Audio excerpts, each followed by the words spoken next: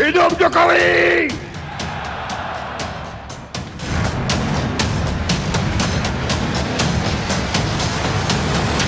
Sampai detik ini saya tidak melihat ada yang berani mengkritik.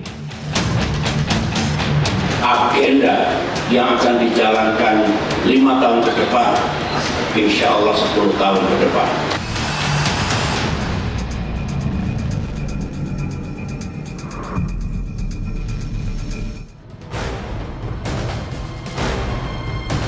Ulang tahun Gerindra yang ke-17 bak menjadi ajang pidato politik sejumlah tokoh besar.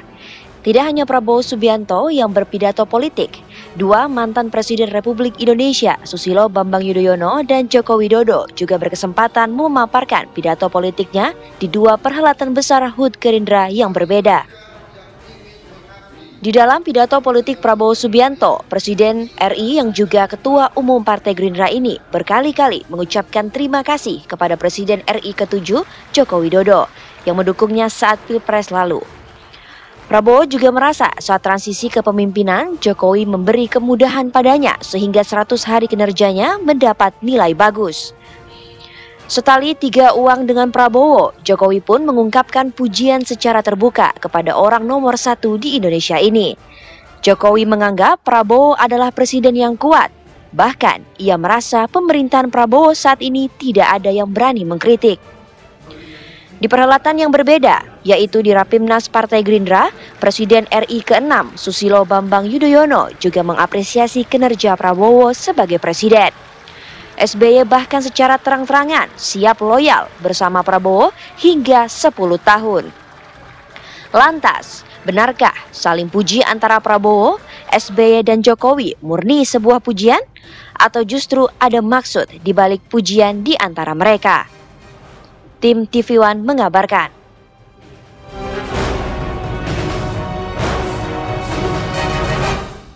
Bersatu tidak berarti semua masuk pemerintahan.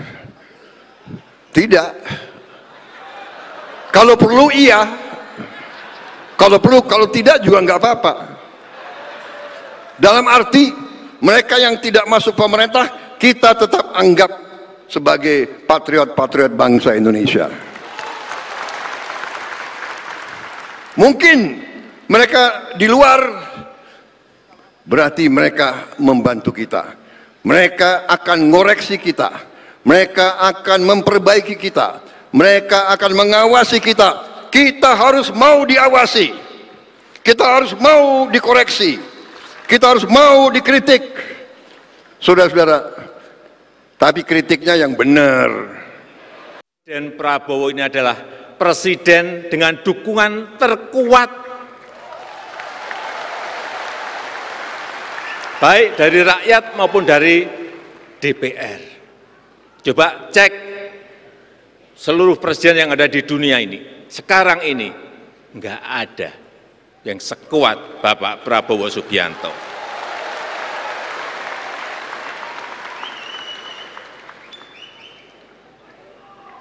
Saking kuatnya,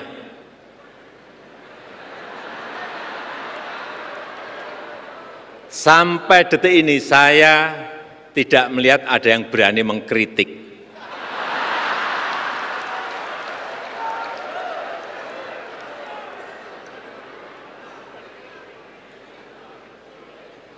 Yang jadi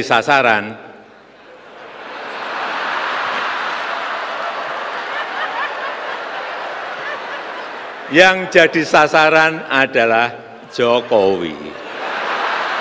Kita setia, loyal penuh kepada pemimpin kita. Jangan ada yang mendua hati.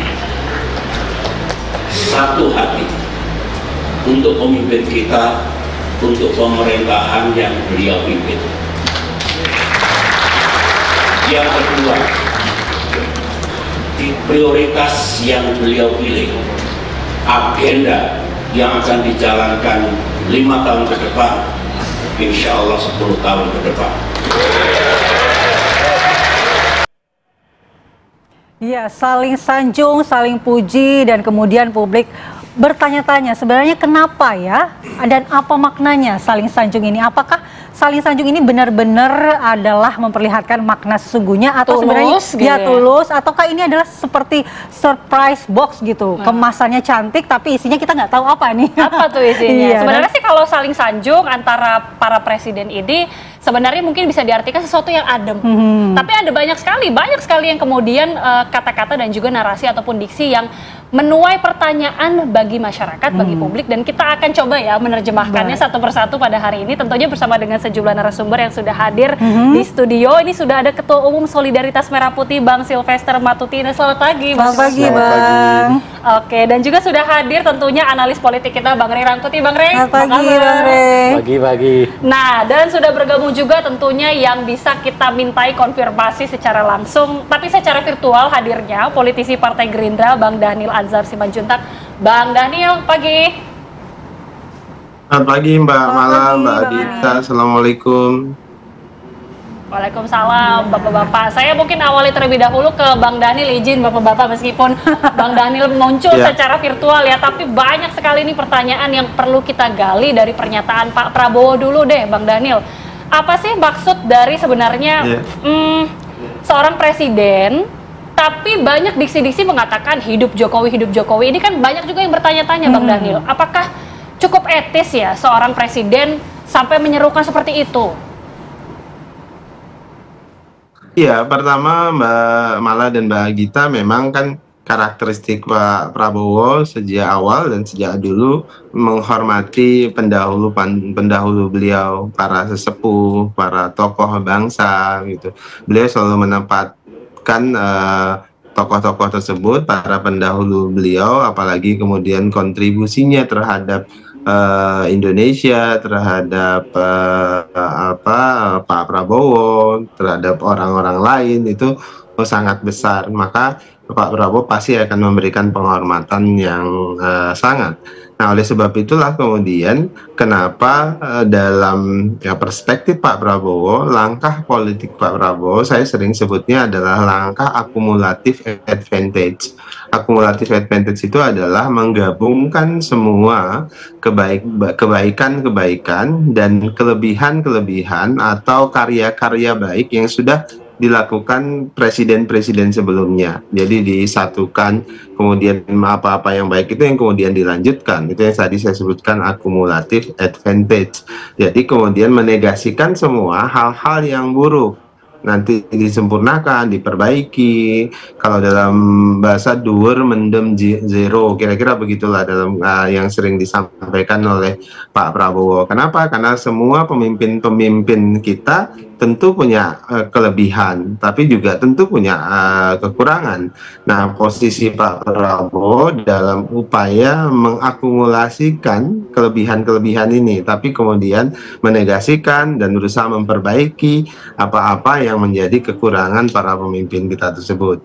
Nah, dalam konteks Pak Jokowi dan juga Pak SBY, beliau berdua secara aktif ada di koalisi Indonesia Maju, dan keduanya memberikan masukan-masukan yang sangat berarti buat Pak Prabowo selama ini. Nah, tentu nasihat misalnya dari Pak SBY, dari Pak Jokowi kemudian didengarkan oleh Pak Prabowo sebagai upaya beliau memperbaiki semua kebijakan dan kepemimpinan Pak Prabowo pada saat ini. Prinsipnya begitu, Mbak Mala dan Mbak Agita.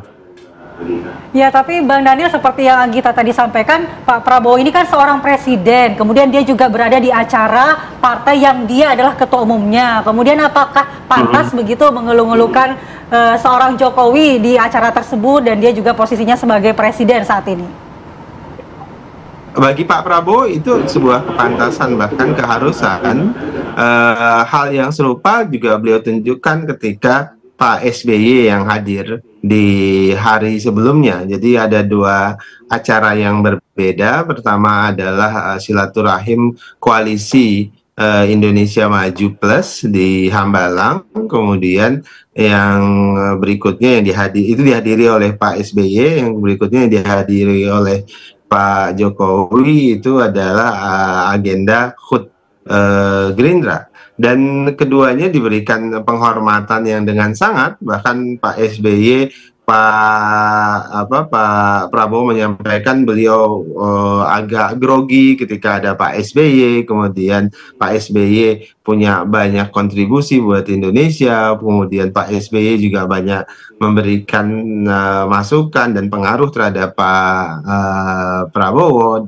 Hal yang sama ditunjukkan terkait dengan kehadiran Pak SBY. Jadi kebiasaan Pak Prabowo itu selalu mengangkat setinggi mungkin para tamunya yang hadir, apalagi tamu itu dalam rangka silaturahim, apalagi tamu itu dalam posisi ingin bersama-sama membangun Indonesia.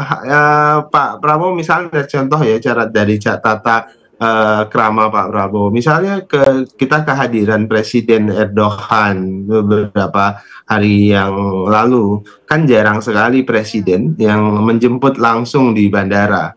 Tetapi kedatangan Presiden Erdogan sebagai bentuk penghormatan Pak Prabowo langsung menjemput presiden di bandara. Bahkan kembalinya Presiden Erdogan ke Turki juga diantarkan oleh Pak Prabowo sampai ke depan tangga pesawat. Nah, itu adalah cara-cara adab yang ditunjukkan Pak Prabowo dalam berhubungan dengan pihak lain.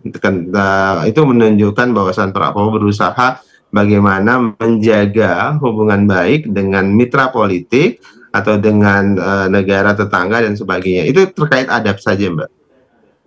Ya, itu terkait adab saja. Ini kalau menurut Bang Daniel sebenarnya wajar saja, apalagi ada Presiden Republik Indonesia ke-7 yang hadir. Jadi memang wajar saja sebenarnya untuk menyerukan seperti itu. Tapi kalau Bang Ray melihatnya apa sih sebenarnya di balik penghormatan ataupun apresiasi ya terhadap para pendahulunya, tapi kok sampai mengeluhkan seperti itu? Apa makna yang bisa digali dari sini itu apa, Bang? Ya, saya kurang tahu persis ya.